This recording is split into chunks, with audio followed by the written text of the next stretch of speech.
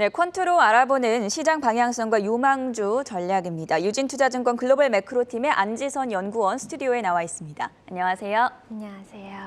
자, 최근에 시장이 좀 반등하나 싶었는데 다시 하락세로 돌아서면서 오늘도 양시장 모두 떨어지고 있는데요. 시장 상황 분석 어떻게 하고 계십니까? 네, 지금 저는 지난 6월 중순부터 7월까지 주식시장 랠리가 8월 말에 접어들면서 점차 잦아들고 있는 것으로 보고 있는데요.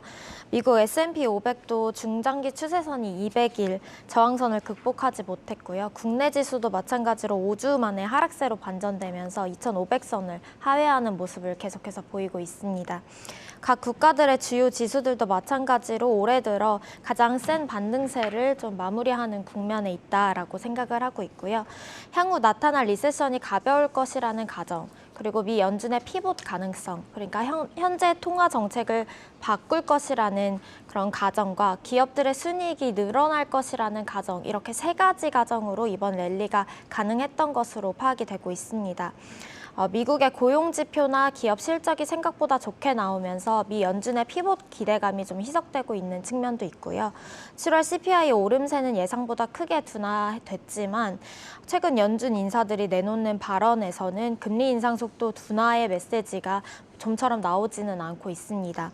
그래서 6월 저점부터 8월까지 이어져온 랠리가 마무리 단계에 왔을 가능성이 좀 제기되고 있는 상황이고요.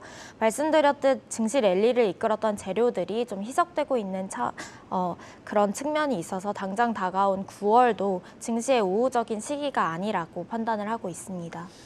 네, 안지선 연구원 얘기를 들어보니까 9월도 녹록지 않다라는 얘기로 좀 들리는데요. 자, 하나하나 짚어볼까요? 일단 이번 주에 잭슨홀이 있고요. 네. 한 달여 뒤면 이제 9월 FOMC가 있습니다. 전반적으로 매파주의보가 켜졌기 때문에 이 모든 것들에 우려감이 있는 것인데, 자, 전반적인 행보는 어떻게 봐야 될까요? 네, 일단 9월에 주목해야 될 만한 그런 이벤트가 굉장히 많습니다. 그럼 하나씩 짚어보자면 9월 FOMC는 20일에서 21일 진행이 되고요. 그에 앞서 8월 25일부터 27일 잭슨홀 컨퍼런스, 그리고 9월 2일에 미국 8월 고용지표가 발표가 됩니다. 그리고 9월 13일 날 미국 8월 CPI 공개가 되는데 이런 이벤트들이 예정이 되어 있고 2분기 실적은 좀 마무리되는 상황이고 10월까지는 실적에 대한 이슈는 조금 잠시 쉬어가는 상황입니다. 그래서 증시 흐름은 말씀드렸듯이 미 연준의 이벤트들, 그리고 미 연준의 그 통화 정책 기조, 그리고 미국 경제 지표들이 좀 주도할 가능성이 클 것 같습니다. 그래서 9월에는 미국 FOMC에서 75bp 인상이 좀 유력하게 전망이 되고 있고요. 연준의 자산 축소 규모도 확대되는 달입니다. 지난 5월부터 8월 말까지 연준은 월간 475억 달러의 자산을 축소를 했었는데 9월부터는 자산 매각 규모가 월 950억 달러로 증가되게 됩니다. 그래서 연준의 자산 매각은 시중 유동성이 현저히 줄어든다는 신호이고 2008년 글로벌 금융위기 이후부터는 이런 연준의 자산과 주식시장 간에는 굉장히 상관관계가 높았기 때문에 연준이 자산 매입 축소를 할 때 주식시장의 상승 여력은 좀 제한적일 것이다, 이렇게 판단을 하고 있습니다. 네, 전반적으로 매파주의보이기 때문에 달러가 참 강합니다. 네. 근데 오늘 공교롭게 국내 외환 당국이 구두 개입이 좀 들어갔거든요. 네. 그럼 전반적으로 외환 시장은 어떻게 좀 봐야 될까요? 지금과 같이 이제 뭐 1,350원 이렇게 연고점을 계속 2거래일 연속 찍었는데 그 연고점을 계속해서 경신할 것이다라고 보지는 않지만 강보합세를 유지를 할 것이라고 보고 있습니다. 시황에서 말씀드렸다시피 미국 7월 CPI는 크게 둔화되었으나 최근 연준 인사들의 매파적인 기조는 굉장히 유지되고 있고요. 해당 물가 지표는 이제 물가가 잡힐 기미를 보인다는 것이지 연준의 목표 물가 수준 2% 수준으로 하락한 것이 아니기 때문에 연준은 꾸준히 9월에 50bp 또는 75bp 금리 인상이 적절하다는 뜻을 비추고 있습니다. 그럴 때마다 이제 주식 시장이 흔들리고 있는 것이 사실이고 원달러 환율 같은 경우에도 계속해서 연고점을 경신을 했었습니다. 연준의 긴축 기조를 황급하게 반영을 하면서 좀 달러 인덱스가 계속해서 올랐던 것을 볼 수 있었는데요.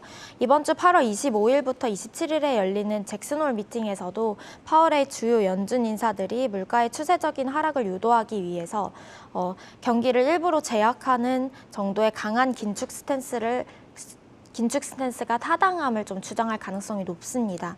그렇기 때문에 금리에 대해 줄 수 있는 힌트가 제한적인 만큼 이번 미팅에서는 양적 긴축에 대한 코멘트도 좀 주목할 만하다 이렇게 판단을 하고 있고요. 하반기에 미 달러 같은 경우에는 연준의 정책 기조나 미국과 유럽의 체력 차이를 반영해서 강보와 흐름을 좀 이어갈 것으로 보이고 있습니다. 지금 현재 유럽이 굉장히 안 좋기 때문에 강달러 기조가 연말까지는 유지될 것이다라고 보고 있습니다. 지금 잭슨홀 미팅을 한 4일 정도 앞두고 달러 인덱스가 109포인트까지 급등을 했는데 이에 따라서 오늘 우리 환율도 상방 압력을 받고 있다가 그래도 외환당국의 구두 개입으로 인해서 조금은 안정세를 되찾았다라고 정리를 해볼 수 있겠습니다. 미국에서 발표되는 경제 지표들을 보면 결과가 약간 온도 차이가 보인다라는 평가가 있는 것 같은데요. 구체적으로 하나하나 좀 소개를 해주실까요? 네, 지금 계속해서 이제 발표되고 있는 미국의 경제 지표들이 좀 상반된 상이한 결과를 발표를 하고 있는데 이 발표되는 지표들이 상이한 이유를 설명을 드리자면 지난주 16일 발표된 미국의 7월 제조업 생산은 금융시장이 예상했던 것보다 훨씬 큰 폭으로 증가를 했고요. ISM 제조업 지수가 전달했던 암울한 분위기와는 좀 상이한 결과였습니다. 이 차이는 데이터의 성격이 다르다는 것에 있는데요. 연방준비제도가 집계하는 제조업 생산은 하드 데이터입니다. 그렇기 때문에 제조업들이 실제로 실적을 측정한 결과라고 볼 수가 있고요. ISM 지수 같은 경우에는 지역 연준이 내놓는 소프트 데이터입니다. 업체를 운영하는 간부들이 체감하는 그런 모멘텀의 변화를 주는 그런 지수인데요. 이 두 가지 지표가 상이하게 나오는 이유는 경제 심리는 급냉하고 있지만 경제 주체들의 소프트 데이터 하강을 결국에는 소비, 투자, 고용, 생산 등의 하드 데이터가 좀 따라올 것으로 판단을 하고 있습니다. 선행 지표랑 후행 지표의 괴리로 풀이될 수 있을 것 같습니다. 소프트 데이터는 최근 12개월 동안 가장 실망스럽게 나오는 지표군이었고요. 주택시장 관련 지표들도 마찬가지로 예상을 크게 하회하는 모습을 보였는데 반면에 지난 1년간 고용 지표나 말씀드렸던 제조업 생산 같은 경우에는 하드 데이터입니다. 그런 지표들은 굉장한 서프라이즈를 연출을 했습니다. 소프트 데이터와 주택 통계치들은 경기 사이클을 앞서는 선행성이 강한 지표들이고 하드 데이터가 역사적 점점 부근에서 열기를 더한다는 것은 좀 리세션 공포에 근거가 없다라는 증거라기보다는 리세션이 위험이 좀 고조되고 있음을 경고하는 경고음이라고 판단을 하고 있습니다. 네, 안지선 연구원이 사실 저희 코너에 와서 연초부터 이제 아래 공포, 리세션에 대해서 말씀을 주시고 계시는데요. 자, 주가는 모든 것을 선반영한다 하잖아요. 네. 글쎄 오늘 날씨를 보니까 좀 선선해지기 시작합니다. 이번 겨울은 더구나 혹독할 것 같은데요. 네, 자, 대응과 전략을 보자면 어떻게 좀 봐야 될까요? 네, 대응 전략은요.